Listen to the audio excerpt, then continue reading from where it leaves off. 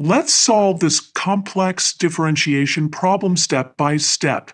We'll start with the given equation and show how to prove the final result through careful differentiation. Let's begin with our given equation. Y equals x plus the square root of 1 plus x squared, all raised to the power m. To start differentiating, we'll use the chain rule.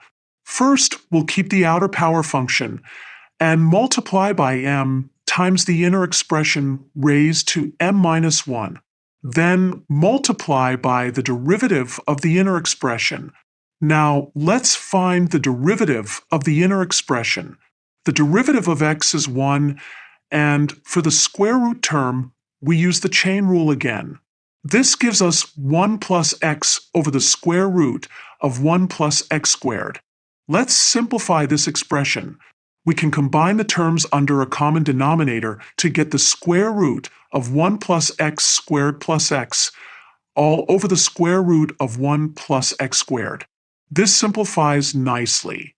Notice that the numerator is exactly our original expression, so we can write y1 equals m y over the square root of 1 plus x squared. Now let's multiply both sides by the square root of 1 plus x squared. This gives us y1 times the square root of 1 plus x squared equals my. Then square both sides to eliminate the square root. For the second part of our proof, we'll differentiate this equation with respect to x. Using the product rule on the left side and the chain rule on the right side gives us this equation. Let's simplify this further.